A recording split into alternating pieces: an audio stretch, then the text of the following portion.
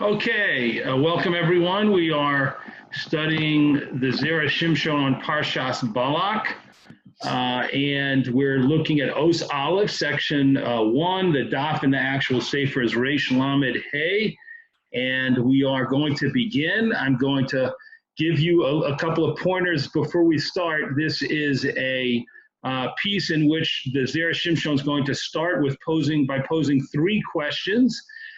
And then he's going to use some building blocks as he does, give us some information to build towards answering the questions.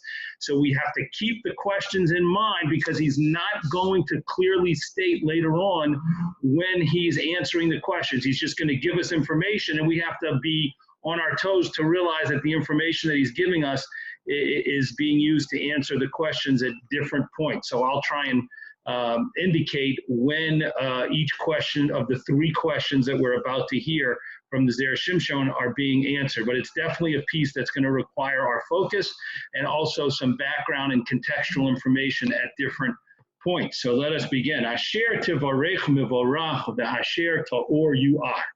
This is Balak, the king of Moab, Melech Moab, Balak ben Tzipor, the king of Moab, sending a message to Bilam, and he says, Ani adati, I know, asher tivarech mevorach, that who you bless is blessed, v'asher ta'or you are, and who you curse will be cursed.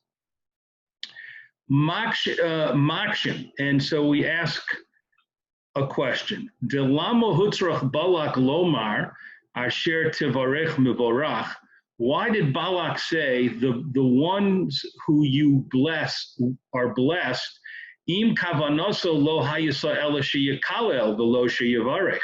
If his intention was to have Bilam curse the Jewish people and not to bless them. So let's pause for a moment to understand that important question. Balak said the words in his message to Bilam, who he wanted to come to bring in to curse the Jewish people. He said to him, I'm calling you, I'm sending messengers to you because I know that the people you bless are blessed and the people you curse will be cursed. And so the Zera Shimshon asked, wait a minute, why is he mentioning blessing at all? He had no intention of having Bilam bless the Jewish people. He was calling Bilam to curse the Jewish people. So why does he mention the blessing and the fact that when Bilam blessed someone, they in fact were blessed? Why did Balak mention that at all? That is question number 1. And another question. Lama bibracha amar mivorach. Why regarding the blessing did he say is blessed? Lashon hoveh, which is in the present tense. Ubiklala amar you are. And regarding the curse, he said will be cursed, Lashon asid, in the future tense. Let's pause again to make sure we understand that question 2. So again, going back to the words that started the paragraph, the message from Balak to Bilam. Asher tivarech mivorach. Balak said in his message, the one that you bless is blessed, present tense, is blessed. Va'asher ta'or, and the one that you curse, you are, will be cursed, future tense. So Zera Shimshon, careful reader, notes that one is in the present tense and one is in the future tense, and he asks why that is the case. Ve'od, and a third question. Mashikosav Rashi al yedei milchemes Sichon she'azarto lahakos es Moab. Rashi explains here that the reason Balak said he knows for a fact that Bilam is a successful curser is because Sichon, in a previous battle before the events of our story take place here in Parshas Balak, in a previous war, Sichon, another king who the Jewish people had just destroyed and had just defeated right at the end of Parshas Chukas, right before our Parsha, Parshas Balak started. Before this time period, Sichon had hired Bilam to curse Moab, and he had a war against Moab, and he conquered them. So Balak, when he says, I know that you're a successful blesser and curser, Rashi says the reason that Balak knew that for a fact is because he actually experienced it when Sichon brought in Bilam and paid him to curse the nation of Moab. And then Sichon was able to attack the nation of Moab and take over a lot of their land. So let's read that inside. That's what the Zera Shimshon is referring to, and he's going to ask a question based on that Rashi. But let's just look at it inside now that we know the context. Va'od, going back a little bit. Va'od, and another question. This is the third question. Mashukos of Rashi al yedei milchemes Sichon she'azarto lahakos esmod. When Rashi says that Balak knew that Bilam was a successful curser because this is through the war with Sichon, because he helped him strike and defeat Moab. He helped Bilam, helped Sichon defeat Moab, again, in a previous war. This is referring to the fact that Sichon had hired Bilam to curse Moab before Sichon attacked Moab and defeated them. The Kasha al Sichon, and this raises a question that we need to understand about Sichon. Lama kishenilcham nami em in Yisrael lo kara af b'pamahula Bilam lekaleles Yisrael. Why, when Sichon fought against the Jewish people, did he not call again for Bilam to come curse the Jewish people? So let's understand that question. Balak, in our Parsha, again, hires Bilam, is sending this message that we're talking about to Bilam to come and curse the Jewish people. And ultimately, of course, Bilam comes, and the whole Parsha deals with what happens when Bilam comes and how he refuses to curse the Jewish people. But the question that's being asked is, the Jewish people right before our Parsha, Bnei Yisrael, had just defeated Sichon and wiped him out. And the question is, why did Sichon not hire Bilam to help him and to try and get him to curse the Jewish people the same way that Sichon had hired Bilam in his previous war against the nation of Moab? So we have three questions. Two of the questions, the first two, are specifically on the words of this of the pasuk that's quoted in the message from Balak to Bilam about he who you bless is blessed and he who you curse will be cursed. We have two questions on that. And then we have another question on Rashi's explanation about Sichon having previously used Bilam's services and wondering why Sichon did not use Bilam in his battle against the Jewish people, which of course he ultimately lost and was completely defeated. Okay, let's begin. The next paragraph. V'yesh lomar, and we can say, Dekroksiv, that there is a pasuk that writes, this is a pasuk in Mishlei, Al tilcham et lechem ra ayin, va'al titav lematamotav. Let's translate the pasuk, then we'll discuss the context. Do not eat a meal of the bread of a person with an evil eye. That means an inhospitable person. Ve'al titav lematamotav, and do not desire his delicacies. This pasuk, along with the next couple of psukim that go with it in the book of Mishlei, in the book of Proverbs, talks about what happens when a person is invited to eat by a host who is actually an inhospitable person. And it says, do not eat the food. Try to avoid accepting an invitation from a person who is a ra ayin, has a bad eye. That means that they're inhospitable and they're very uncomfortable sharing their things. They're stingy and they don't want to share their food and drink with you. And so the pasuk advises, and the next two psukim support this, that you should not eat a meal with that person, because as the next pasuk says, after this one that the Zera Shimshon quote says, the person will say, eat and drink, but meanwhile they're watching every morsel and every crumb and every sip that you take, because it pains them that you're eating their food and drinking their beverages. And so you're not going to have a good meal. It's not going to be a pleasant experience, and you should try not to have a meal like that. So that's what the pasuk says. The Isa b'Zohar Reish Parshas Bamidbar. It is stated in the Zohar in the beginning of Parshas Bamidbar, Kishemevarech Adam lechavero. When a person blesses his friend, when a person blesses another person, Tzorech levarcho ba'ayin tova u'belev tov.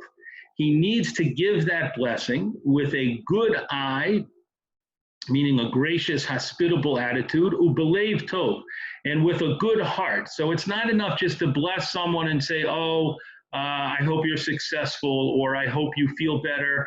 You have to actually think about it and mean it and give have a good attitude about it and a positive attitude and really mean it and sincerely bless the person. The ilav hachi, because if not, if you don't do that, ein birchaso bracha, then his bracha is not a real bracha, she'ena miskayemes, because it does not last. It will not be lasting. V'ayin sham. And look over there. So the Zohar tells us that we must bless someone with a full and sincere heart. V'hine Bilam hayasa eno ra. And Bilam, the type of person that he was that he was a stingy, inhospitable, ungracious person. He had what's called a bad eye.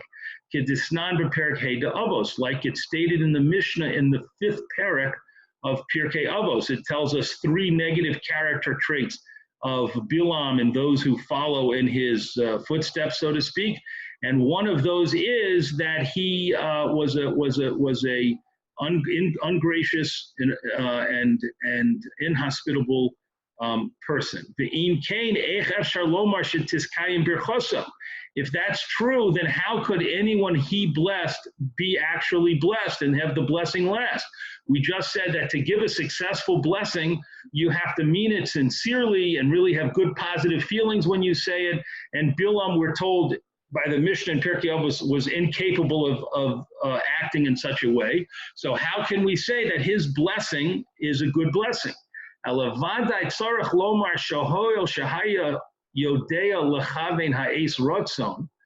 have to say that Bilam, that because Bilam knew how to determine when it was a good time from Hashem, like a time when Hashem could be appeased, that is why his blessings were effective. Even though his blessings were not said with a good, sincere heart and eye, with a good, sincere attitude. So our first building block, let's pause before we go to the next paragraph. The Zera Shimshon hasn't yet answered a question specifically, but he's given us our first building block, which is to restate it, that to be successful in giving someone a bracha, you have to do it with an ayin tov and a leiv tov, a good, sincere heart and a good, sincere, gracious, and generous attitude. Then we learn that Bilam was incapable. That was not Bilam's personality, and he was incapable of doing so. And yet we learn that Bilam could give successful blessings. So we must say, the Zera Shimshon tells us, we must realize as our first piece of information, our first premise, is that Bilam knew how to calculate when there was a specific time during the day when Hashem could be appeased, when Hashem was ready, more ready than other times during the day, to agree for a bracha that is recited to actually take effect. And because Bilam knew that specific time, even his blessings that were said at that moment could take effect and be effective, even though he didn't have the right attitude and the right graciousness of spirit. So that's the first step, that Bilam had a special knowledge about the times when Hashem, to say a blessing, and when Hashem would make that blessing effective. Next paragraph. And this is similar to what is written in the sefer Kavod Chachamim, Beperek Kama de Brachos, based on a Gemara in the first parak of Masechta Brachos. Al Hahi de Ein Kol Birya Yechola Lachavein Oso Shah Chutz Mi Bilam Harasha. The Gemara in Masechta Brachos in the first parak on Daf Zayin Amud Aleph says an amazing thing. It says that there is a moment every day when Hashem, the gate to Hashem, so to speak, is open for a brief moment to state a curse, and it will be totally effective. That if a person states a curse, ask Hashem, let's say, to destroy someone or do something terrible at that moment, at that very specific moment, then it will be effective. So the Gemara says, "Ein kol beria yichol lechavin osa shah." No creature in the world knows how to calculate that exact split-second moment. Chutz mi Bilam harasha, except for Bilam harasha. He knew how to calculate that exact moment, and that gives us an insight into Bilam's ability to curse, because Bilam would articulate a curse at exactly that moment, and that's why it could be effective. And now let's continue. This is now what the Sefer Kavod Chachamim says about that Gemara. Shelo bilvad hayodea Bilam lechavein osa harega. It's not only that Bilam knew exactly how to calculate that specific moment, ela af kol ha'itim hayodea lechavein. But rather he knew, what the Gemara is telling us is he knew how to calculate that moment, and he knew how to calculate all of the other special moments during the day when specific things could be said, blessings or curses, and they would take effect. He knew all different times during the day when different things could be effective. Ezehu eis ratzon, for example, when was a time when Hashem was willing to be appeased and Hashem was willing to bless people. Continuing to the top of the next next column, the Ezehu eis Puranos, and what was a time of punishment, meaning what was a time when Hashem was having in mind that was open to the possibility of people being punished for their sins. Umishum hachi ksiv be, and because Bilam knew how to do this, he had this knowledge. It's written about him later in our Parsha, the Yodea das Elyon, that he knew the knowledge of the Most High.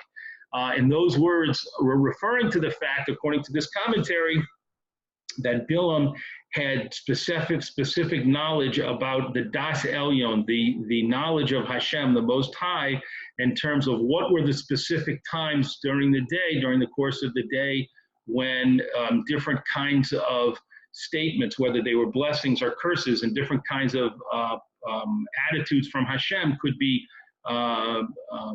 present in the world. And so Bilam had this information.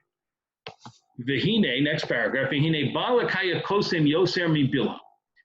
Oh, just to pause for a moment. So that was our second building block. Our first building block was that Bilam knew was not a gracious person, and therefore was not really successful when giving blessings. However, he knew the time, a specific time when Hashem was particularly open to blessings, and therefore he would recite his blessings at that time when it was an eis ratzon, and a good time for Hashem to say blessings. That was our first building block. Then in the second building block, we established that it wasn't just that he knew that time, and it wasn't just that he knew the specific time that the Gemara in Brachos talks about, where Hashem, the brief moment when Hashem was so to speak, open to terrible curses, terrible punishments, and suffering being caused to people because of their sins, but rather Bilam knew all these different times, and that was the secret of his effectiveness. Now we're continuing. V'hine Balak hayakosem yoser mi Bilam. And we know that Balak, the king of Moab, was actually a greater sorcerer, a more knowledgeable, a more experienced sorcerer than Bilam was. Even though Balak was calling Bilam for help, the tradition is in the Midrashim that Balak himself was a great sorcerer. Ve'ena chinami shelibo omer lo. And it is a given that his heart said to him, that Balak knew in his heart, Dilma HaKadosh Baruch Hu lo yirte lichos be'elu hayomim. Perhaps Hashem does not want to become angry with the Jewish people during these days at all. Moshe be'emes hayakein, which in fact was true. That actually was the truth, that this was a time when Hashem was leading the Jewish people in towards Eretz Yisrael. And during this time, as we said before, the Jews had just defeated the nations of Sichon and of Og, and they were conquering these nations. And this was a time when the relationship between Hashem and Bnei Yisrael was extremely strong and extremely close. And so Balak knew that it was quite possible that no matter what anyone said at any time of the day in terms of trying to curse the Jewish people, God forbid, he knew maybe it wouldn't be effective. And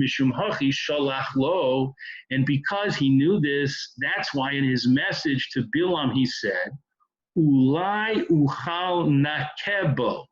Perhaps if you come curse them, I will be able to strike them. This language of striking means to hit them, to hurt them a little bit, and not to completely destroy them.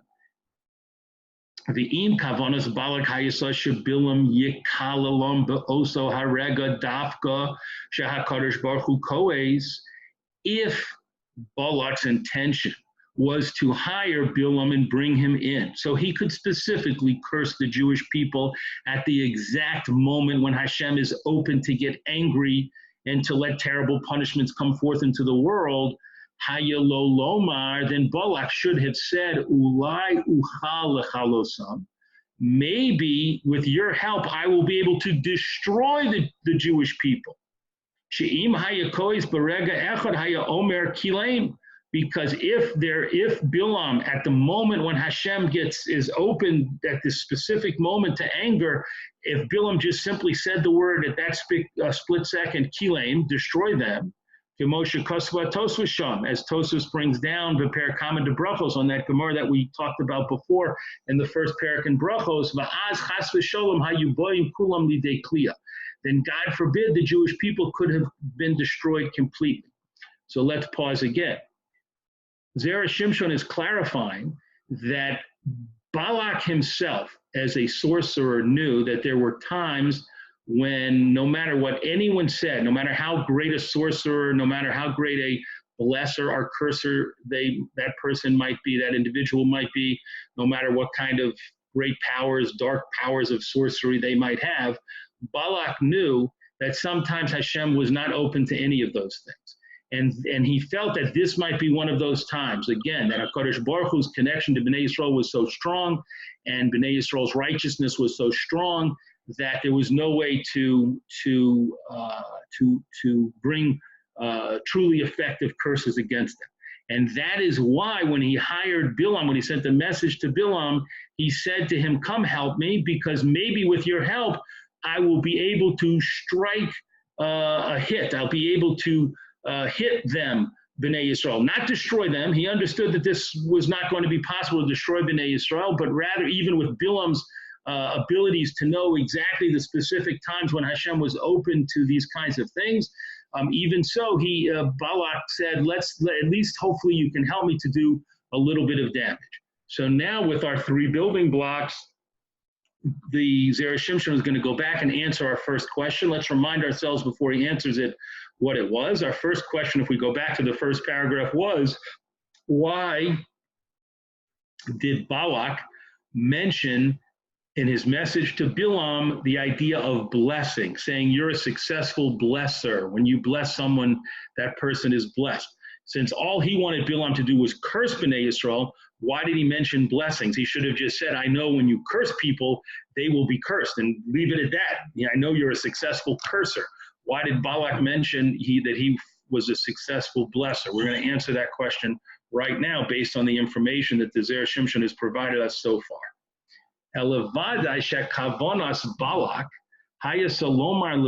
But definitely we now see that it was Balak's intention to say to Bilam,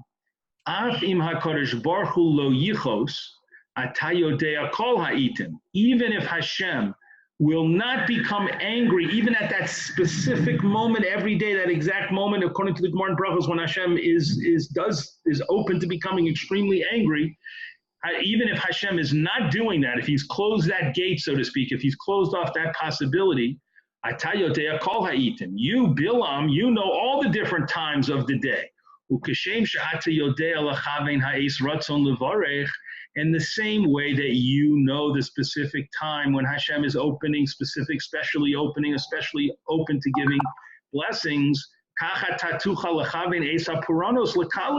so too you can know the specific time of punishments, that Hashem is open to giving punishments based on a curse. So that's why Balak mentions in the pasuk the blessing and the curse, because what he was saying to Bilam was, the same way that you know the time for blessing, so too you can know the time for cursing, not necessarily to wipe out the Jewish people, chas v'shalom, because Hashem isn't going to allow that, but just to hit them, to damage them, to weaken them in some way. Inami, and also, in addition to this, if the blessings that you give are lasting,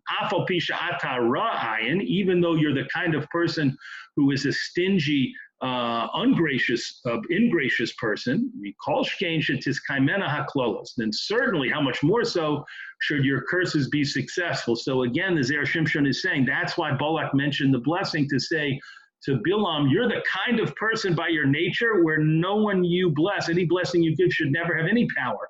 But we see that your blessings do have power. And so therefore, if your blessings have power, even though they're insincere and they're not meant with a full heart, or then certainly your curses should be successful. So that is the reason, that's the answer to the first question as to why Balak mentioned the blessings before he mentioned the curses. But he was saying to Bilam, because you're a successful blesser, then certainly you should be a successful curser, and come help me curse the Jewish people. So we've answered the first question. Now let's continue into the next paragraph. We're not yet at the point when the Zera Shimshon wants to answer the next two questions, but he wants to explain another point. The im tomar, and if you say, im kain sheyesh item acherim b'yom mizumonim lepuranos, if you ask the question and say, if there are other times during the day when Hashem is open to giving out or dealing out certain kinds of punishments, my olmei de harega shehakadosh baruch hu koes bo, then what is the specific strength to this moment when Hashem gets angry? What the Zera Shimshon is asking is that the Gemara in Brachos, again, that we mentioned before in the first parak on Daf Zayin of Masechta Brachos, emphasizes that there's this one split second when Hashem the possibility exists for Hashem to get very angry, and that if a person utters a curse on someone else at that specific moment, it could have terrible, terrible, horrific consequences, because at that moment Hashem is open, so to speak, to become extremely angry. So the Zera Shimshon is asking, well, wait a minute, if there are times throughout the day, different times, that Bilam was aware of, when a curse could be effective, what is the significance of this one split second of real anger, of possible anger by Hashem? Yesh lomar, so we would answer that question, the oso rega hu kulo din. That moment is a moment of complete midat hadin, the complete attribute of justice, bilti rachamim klal, without any mercy or compassion whatsoever. The significance of that moment is that Hashem says, for that one split moment, I'm going to only let my attribute of justice, pure, strict justice, have power, and there will be no compassion or mercy at that split moment, at that split second. Aval shar ha'itim, but all of the other times, afal pishahem din v'rogez, even though it's true that there might be elements of judgment and even anger, im kol zeh, with all of this, yesh behem mishutaf ma'at chesed, there is always mixed in at least some kindness. V'hoil shekavonas Balak lo hayasa dafka ba'oso arega, and since Balak was not intending necessarily for Bilam to take advantage, so to speak, or to utilize that one split second of Hashem's potential anger, Lachein Omar, that's why Balak said to Bilam, Ulai uchal nake bo levad. That's why Balak said to Bilam, maybe with your help, we can strike a blow against the Jewish people to weaken them. And he didn't say to Balak, with your help, we could possibly wipe them out. Because that wasn't what he felt was possible at that time. Now let's continue, and we'll see the Zera Shimshon has not forgotten his other two questions, question 2 and 3, and he's going to get to them right now as we move to the next page for Reish Lamed Vav. Okay. Ki yadati es asher tivorech. Balak had said to Bilam, I know that the one you bless, and to continue the pasuk, is blessed, and the one you curse will be cursed. Again, let's remind ourselves of the question, how come when it talks about the blessing, it says the person is blessed in the present tense, and when it talks about the curse, it says the person will be cursed in the future tense. So here we go.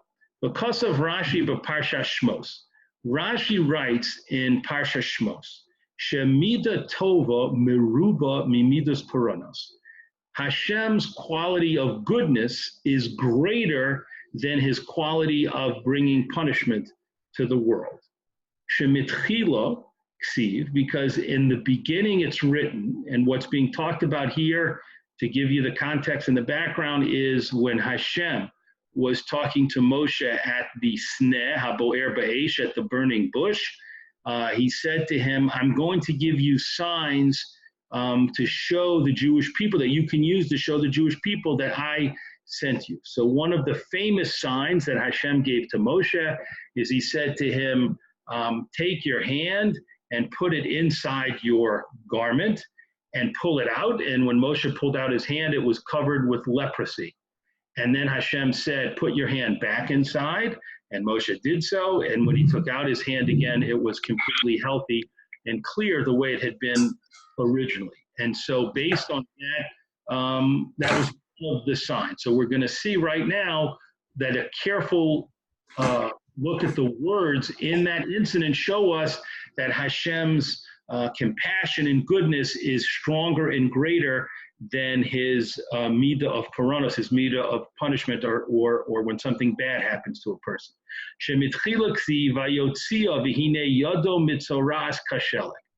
First it says, Moshe took out his hand, and behold, it was covered with leprosy like snow. Ulebasof ksiv, and afterwards it's written, Vayotzia mecheko, and then he took his hand out again. In other words, he took out his hand, Moshe took out his hand and it was leprous. Then Hashem said, put it back in your garment and pull it out again. So he took it out again. Vihine shava kivvisaro. And behold, it had returned to its original healthy flesh in the past tense. Diba'oda becheko, which means that while it was still inside of his garment next to his chest, kvar shava kivvisaro, it had already returned to its healthy state. So let's pause for a moment to understand what the Zera Shimshon is saying, which is very significant. What he's saying is that in the story with Moshe putting his hand in and having it, taking it out and seeing leprosy and putting it back and healthy, the time frame is important. When he put in his hand and took it out, only after he took it out did it become leprous.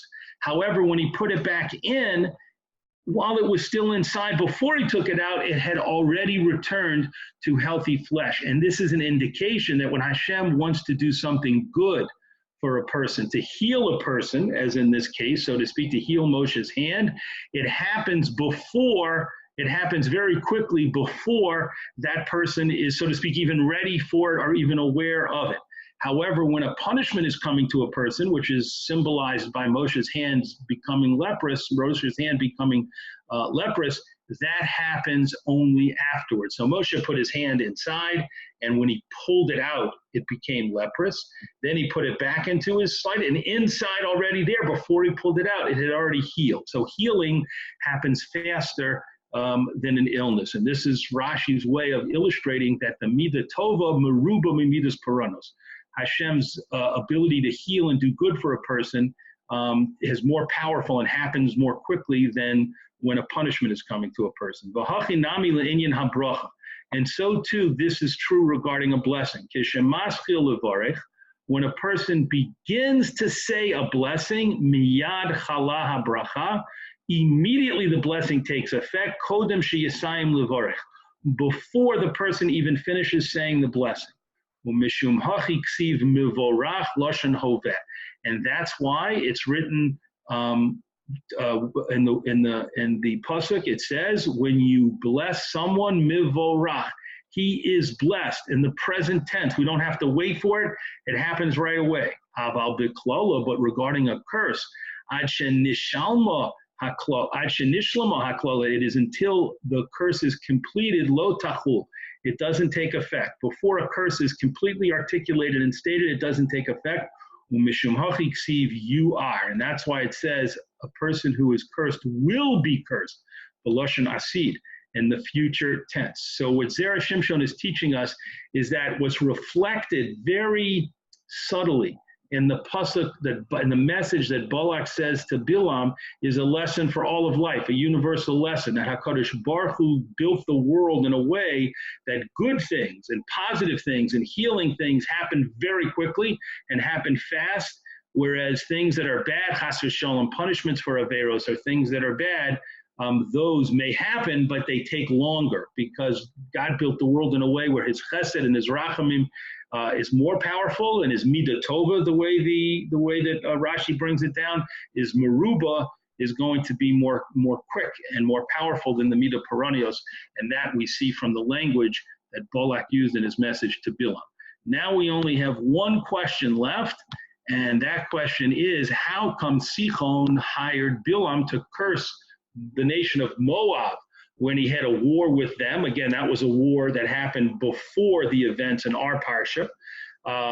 But he didn't hire Bilam to come curse the Jewish people when he had a war with them, and he got wiped out in that war. So it makes the question that much more powerful. Why didn't he try and avail himself of Bilam's services? That Zera Shimshon is going to deal with that question right now. Umash Sichon lo kara le Bilam, and the fact that Sichon did not call Bilam kishenilcham in Yisrael when he had his battle against the Jewish people, Yuvan, it can be understood, Imash Pirish Rashi, with something that Rashi explains. The Yotza Sichon, this is at the end of Parshas Chukas, the previous Parsha before we start our Parsha of Balak. It says, and Sichon came out to fight against the Jewish people. So Rashi says, Ilu hayisa Cheshbon Malaya Yitushin. Cheshbon was such a powerful fortified city that even if it was filled not with soldiers but with mosquitoes, it was so powerful and fortified that if you filled it with mosquitoes, Ein kol birya yechola lekavsha, no living creature, no creature in the world could conquer it. So we're talking about Cheshbon, a city that belonged originally to Moab, and Sichon conquered it. And it was so well fortified and so powerfully built that even if it was defended, again, only by mosquitoes, it could not be conquered. Ve'im hayasichon b'kfar chalash. And now, if we talk about Sichon, he was such a powerful warrior, such an incredibly strong, powerful person. And if he was in a small village, if you took Sichon and you took him out of any kind of fortification and you put him in a little village, Ein kol adam yachol lekavsho, no person could conquer that village. Im kain mitchila kishes Sichon hayarotze lichbosh cheshbon. Therefore, based on that teaching and that understanding, when Sichon first wanted to conquer the city of Cheshbon, this very powerful city that belonged originally to the people of Moab, lo hayicholes biyado, he didn't have the ability to conquer it. V'hutzrach bal korcho liskor Bilam, and therefore he was compelled to hire Bilam, sheyekalel Moab, that Bilam should come and curse Moab, kedei lichbosh Cheshbon, in order to conquer the city of Cheshbon. So what we're saying, what the Zera Shimshon is saying, is that Sichon was no dummy. He knew that Cheshbon was an incredibly well-fortified, powerful city. And so therefore, when he wanted to go to war against Moab, and he knew that Moab had this city, and they did not fill it with mosquitoes, they filled it with armed soldiers, and they had this powerful city of Cheshbon and well-fortified city of Cheshbon. He said, I can't conquer these guys on my own. So he hired Bilam to come in and to help him curse Moab so that he could conquer them, which he ultimately did. And he took the city of Cheshbon for himself. Omnam, however, Ata Shekfar Hayisa Biyado Cheshbon, now that he had conquered Moab in this incredible powerful city of Cheshbon was in his hand, V'hu haya melech kasher, and he himself was a very hard, powerful king. Lo haya ole al dato, it would never cross his mind. It did not cross his mind. It didn't occur to him, sheshum adam yochol lekavsham, that any other people, any other person could possibly conquer him in the city of Cheshbon, umishum hachi, and therefore samach al gevuraso, he relied on his strength, va'al ir mivtzar shelo, and on his incredibly strong, powerful, fortified city that now belonged to him. That's the city of Cheshbon. v'lo kara leBilam shelo letzorech, and he didn't call Bilam to help him when he felt it wouldn't be necessary. So the Zera Shimshon is explaining to us Sichon's thinking, which availed him nothing and ended in his very just getting his just rewards and just desserts, so to speak, his demise. Why? Because he knew he was a powerful person, and he knew Cheshbon was an incredibly powerful city. Once he conquered Cheshbon through the help of Bilam, he then thought, I don't need Bilam anymore because the Jewish people have no chance in coming to attack me. I'm a powerful king with a powerful army. I have the powerful fortified city of Cheshbon. The Jewish people, Bnei Yisrael, have no chance against me. Of course, he miscalculated because he didn't calculate on Hashem. And with Hashem's help, Bnei Yisrael conquered Sichon and his people and the city of Cheshbon. So the Zera Shimshon has answered now the third question. And now we're going to continue to one more piece, a short piece, which will take us to Os Beis, letter Beis.